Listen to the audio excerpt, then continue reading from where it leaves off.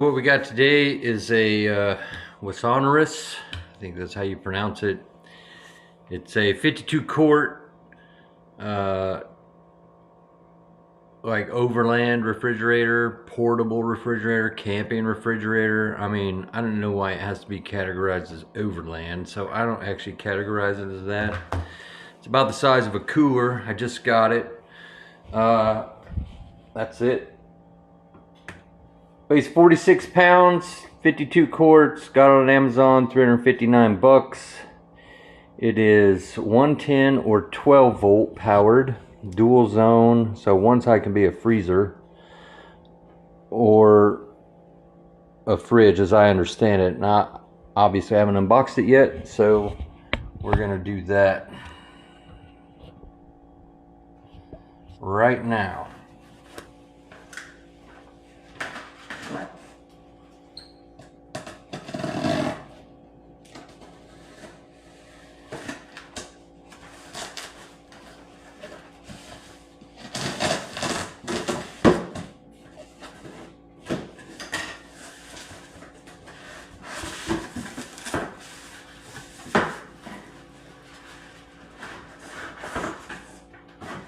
So it's actually packaged well. You look here.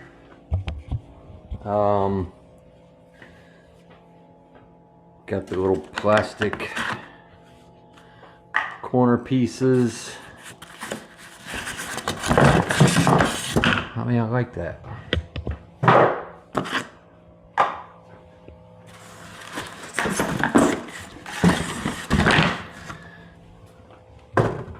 I like plastic corner pieces.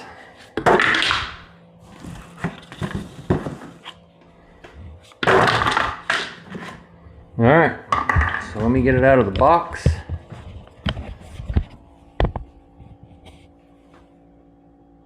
All right, so it's out of the box. This is a magnet, so it is metal sided, and got little latches here. The power supply, well, the cord. Oh, thank you for choosing our product. 12-month warranty.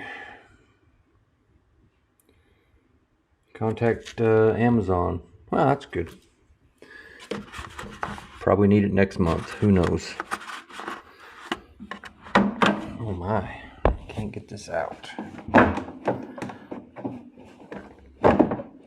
My goodness.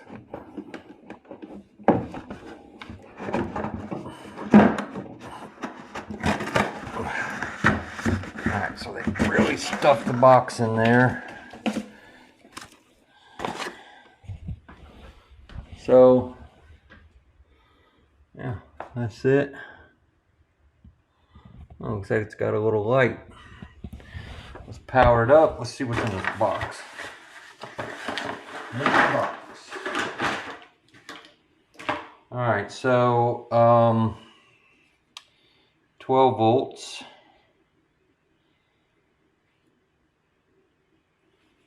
So it uses the same plug or the same connector for 12 volts or AC. So, well, why wouldn't it? Because this power supply is going to convert it to 12 volts. So this is a 12 volt unit with a power supply that turns your AC power to 12 volts. That makes sense. So we're going to plug it in here.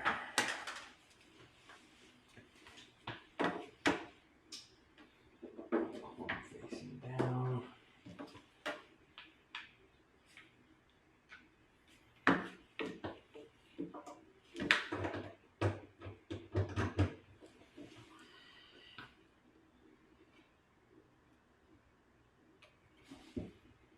That's okay. That's actually, I was pushing it and it happened to come on, but this is a Bluetooth or a USB port. I guess so you can charge your phone.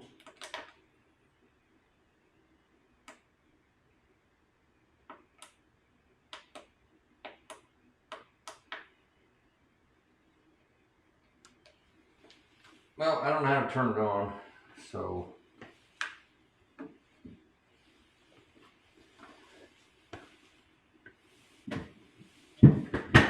I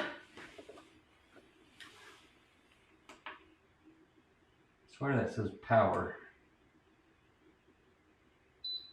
There we go. So the current temperature looks like it's 64 degrees. I hear it running.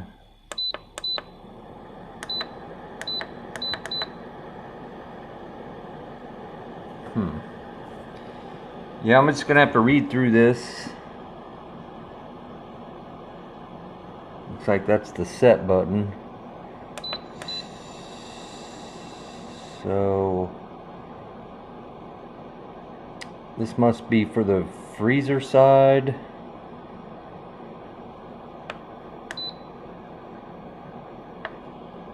Well, we would set the freezer to, I mean, I don't really know what I'm doing. Anyway, so here's what I'm going to do. I'm going to get familiar with how it works, and then I'm going to come back and we're going to see how long it takes to actually cool down. Alright, I figured some stuff out. First of all, I don't like this interface. It's not really, it doesn't really make a lot of sense. Okay, so you see it blinking back and forth. I think it changes every, it says in here, every 10 seconds. Oh, nice. Alright, like I was saying, probably so rudely interrupted. I actually don't know what I was saying. I don't really like this interface. It's not very intuitive. And I'm disappointed. It is a dual zone unit. It has a freezer and a fridge. I expected that you would be able to control, like go in here and set the temperature of each. But that's not the case. Zone number 1, as you see here when it blinks over to the left, there's zone number 1. Zone number 1 is the freezer. That's the temperature of the freezer. There, just switched to zone number 2. That's the temperature of the refrigerator. When you adjust the temperature, you have to hit this button. So you unlock it, you gotta hold it. Now you can adjust the temperature. The up and down buttons are actually left and right, not actually up and down. So I had it set to 0. The only thing you're adjusting is the temperature setting for the freezer. And the fridge just gets some overflow and it keeps it cool. That's the way it works. So if you look in here,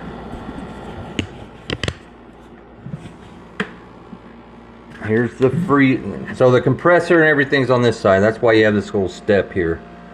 So it is getting cooler. I don't really know how. It's you know, it must have an orifice in there or something that just, yeah, it would have to, because there's no way, there's no opening here for cold air to drift over to here. I think this is just the temperature sensor. So it must have coils around here somewhere that cools the fridge as well, but just to a lesser degree. The only thing you can adjust is the freezer. And you just get what you get. So it does have battery protection.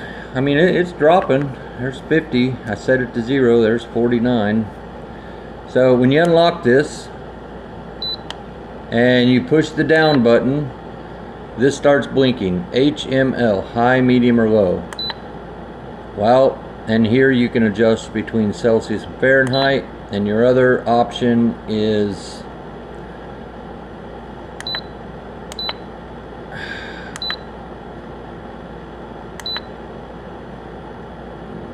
max or eco. So I got freezer set to max, so that's maximum cooling power.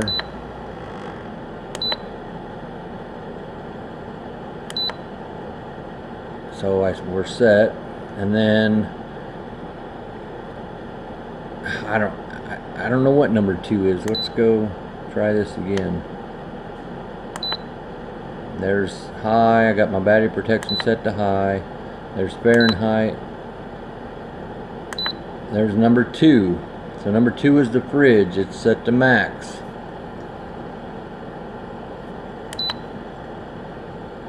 And number 1 is set to max. And I don't really know how it's regulating and controlling. I mean, it has to have a coil there. Maybe it's really adjusting the flow of refrigerant, or maybe it's just lying to you like Volkswagen was doing when they were cheating the emissions test. I have no idea. So that's it. I can't really do anything else. And then the other thing is, I had to rig something up here. This little plate, man, it was vibrating so loud, it was obnoxious. I figured out it's vibrating against this plastic bumper down here. So I can just shim that somehow and it'll stop, but for now, that's what I did.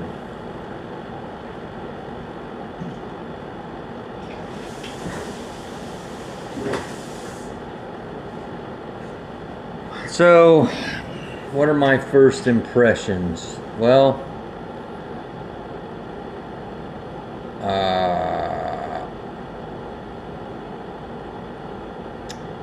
I mean, it wasn't $1,500, so that's okay. I don't like this control interface. I don't like that the 2 zones, you can't control the temperature separately. And I don't like that it rattles. But just let it run here.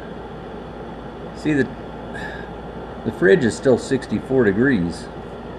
The freezer is 41. I mean, the freezer's dropping fast. The fridge is just there. So, I don't know. So, right now it is 12:40, basically. And we will come back when everything stabilizes and see how long it took. Alright, well, there's 0. It took 25 minutes for the freezer to get to 0. I noticed when the freezer hit 10 degrees, the refrigerator temperature started to move. It sat around 61, if I remember right, the whole time. And once it hit, once the freezer was reading 10, the fridge started moving. The fridge is at 49 degrees now. Now I don't know where it's going to end up because we have no control over the temperature for the fridge.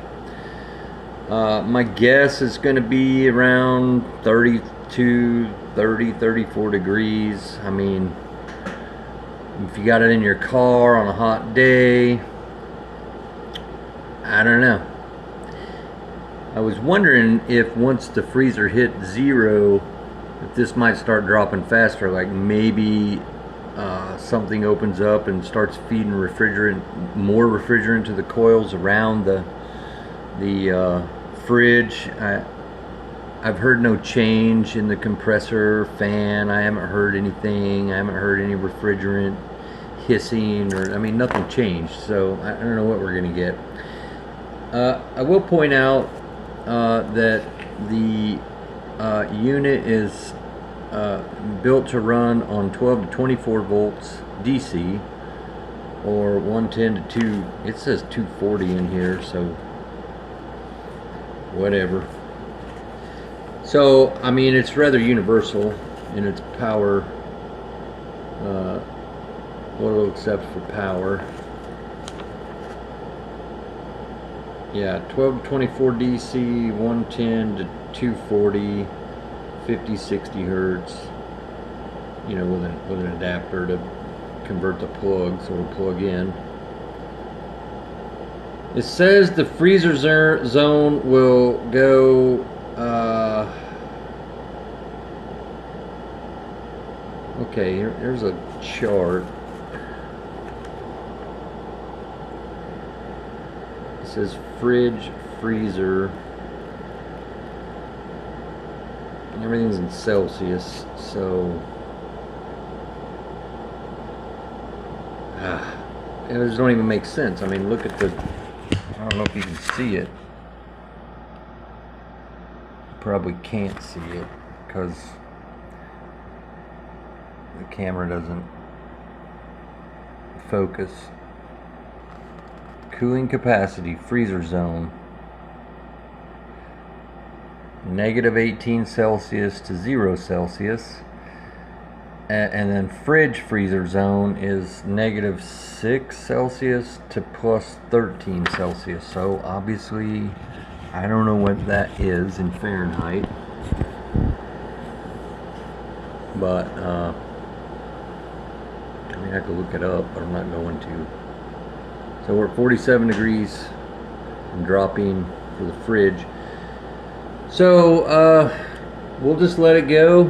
I might go throw it in the Lexus, and I've got to run to town. I'll let it run while I'm doing stuff, but we'll come back, because when it's done, I want to know what is the temperature for the fridge. I want to know where it stops while the freezer is set to 0. Alright, well, I've been running around town. I did have it plugged in. This is a Lexus GX 470, and they have built-in inverter, which a lot of vehicles do today. I will say, if you're curious or maybe you don't know, the inverter on the Lexus is factory, and it has an on-off switch. And when you have the switch in the on position, every time you start the car, the inverter is on. However, you will not have power at the inverter even if it's in accessory mode. I mean, well, let me rephrase that. You will sort of have power. Like, you'll have momentary power. It's looking... What it's doing, I believe, is it's waiting to see energy from the alternator. And when it doesn't see it, it shuts off. Well, then it realizes the key is still on, so it comes back on. So it's constantly coming on and going off at about 10 seconds. Probably a 10-second cycle. Off and back on. Off and back on. So... the bottom line is it's not functional.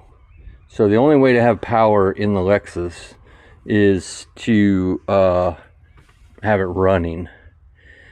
So on a road trip, that's fine. You stop for a little bit, that's fine. Doesn't really cool off. I stopped for 15 minutes here and there, and every time I did, I came back and checked the temperature because it hadn't been running, and it climbed. I mean, it's like 70 degrees here. It was probably 80 in the car, so this ain't blazing summer. I'm here in Texas. That'll be the real test. It climbed like 10 degrees, you know, and then cooled back down pretty quick.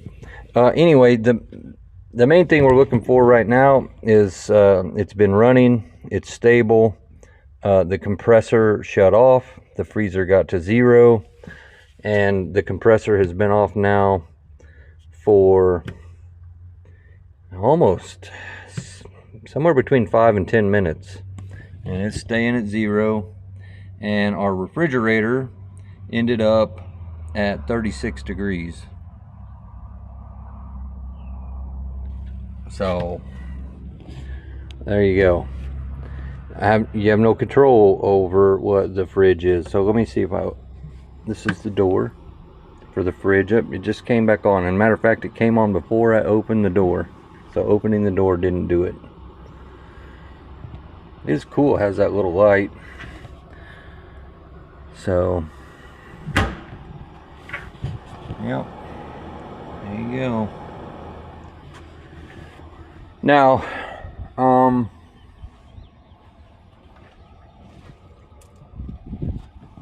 you know, one way around it, if I sat down and really was trying to design or come up with something, I think there are more than a few options. Solar maybe be one option that you could incorporate. But if you had a battery somewhere, I mean, I don't know where you want to put it. You know, that's my thing. I don't really want a battery in the vehicle.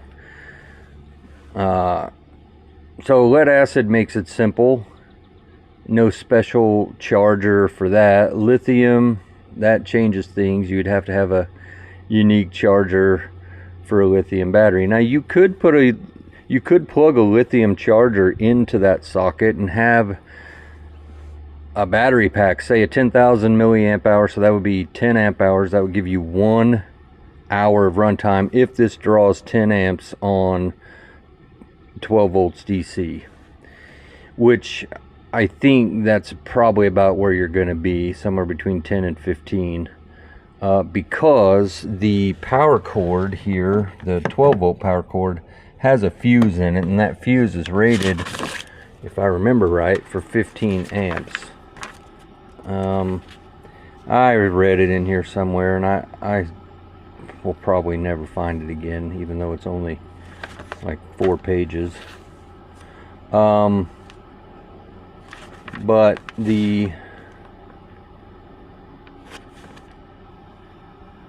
one of the options would be yeah, 15 amp fuse. Can't believe it. So there's a 15 amp fuse inside of the 12 volt cord. Well, it's not drawing 15 amps, so let's just say it's drawing 10 or 12 amps.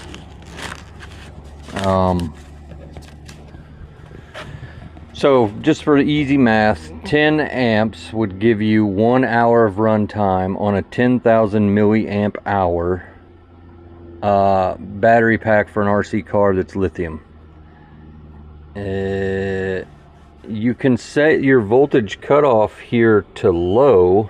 The low threshold should drop out before it hits the low voltage safety threshold for the cells in the lithium battery. So if you had a lithium charger plugged in there, you could be charging your lithium battery going down the road. Yeah, but see, that actually wouldn't work because the lithium chargers are, I mean, they're really intelligent, so it wouldn't like to have current draw off of the cooler while it's charging a lithium battery. That would mess up the charge. So you could do that with a lead acid battery, though. They're pretty dumb. So a lead acid battery, you could have a charger set up in here that when the car is running, it automatically comes on. It's automatically feeding current to the battery, and it would feed, you would need 10 amps is what you would need. And these are 100, like that's a 100 watt outlet. Some of them today I think are 300 watts, but